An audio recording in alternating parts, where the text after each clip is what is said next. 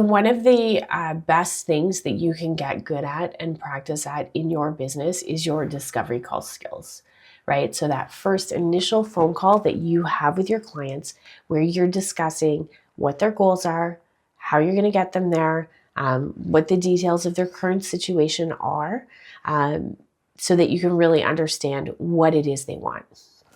Okay, why is it important to get good at that? That will help you to identify who is a client to help and who is somebody who is not going to be a client for you, right? And we see this a lot in the brokerage where agents get so excited, they've got a client and they come and this person has M5s and no down payment and outstanding whatever CRA debts and all kinds of stuff that this conglomeration of nonsense makes them totally unable to buy a house, right? This is not actually a client. And what you are doing by taking this client in and collecting all their documents is wasting your time, right? And you're wasting your time from being available to help other people who actually are clients for you. So the better that you can get at weeding those people out at discovery call, oh yeah, this is a commercial mortgage. I don't do commercial mortgages. Yep, I'm totally going to help you. Here, call so-and-so. This is my commercial mortgage specialist, and get them off your plate, right?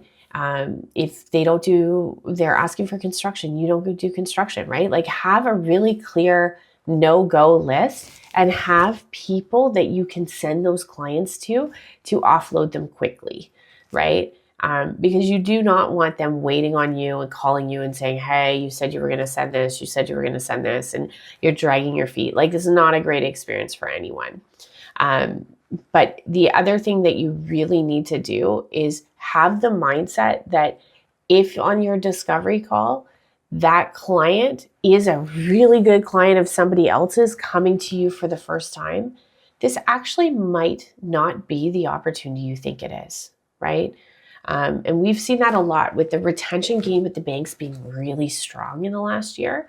They're a good client of some big blue bank, and they've come to a mortgage broker for the first time ever, and they don't need any new money out, and they don't need to change and restructure anything, and they're really happy with their current experience at their current lender. They're just looking for the lowest rate possible. Guess what? This is probably not a client for you, right? You know that even if you collect all those documents, get everything set up, you're going to move it to this new lender. As soon as that payout statement is ordered, they're going to come back and offer that client a lower mortgage rate. And that client isn't unhappy. And there's nothing wrong that we're fixing with that mortgage. That's probably not actually a client for you, right? That is probably a client that you are going to lose. Whereas if the same client came, but they had a bad experience in a branch and they hate their current branch and they're like, whatever you do, just, I don't want to deal with them anymore. I would like to move all my banking and move everything because I had such a bad experience with them. That's different, right? That is a client that is motivated not only by rate, but also by other means to pick a new lender. That is a client for you. But if there's no change, right? Or maybe it's they need money out to pay debt and they've asked in the branch and the branch has said, no, sorry, we can only offer you this renewal. We're not refinancing or restructuring. So then that's a client for you because you can pay out their debt. You can offer something different than what the branch is offering, and it is more in line with the client's goals, right?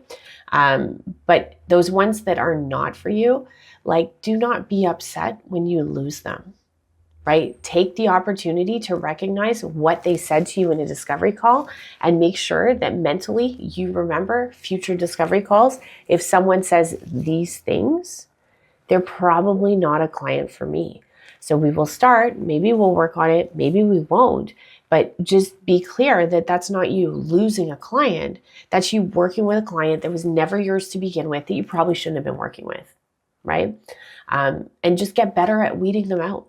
Get better at making your marketing to your referral sources and to the public clearer about what it is you do and do not do, so that you do not attract as many of those people. If something that you've put out in the world is attracting a whole bunch of people from a bank that don't want to move from there, like, take that down, edit it, restructure it, change it so that it does attract more of the people that you do want. Okay? Because at the end of the day, yes, sometimes you're going to lose clients. And sometimes that is your fault and sometimes it's not, right?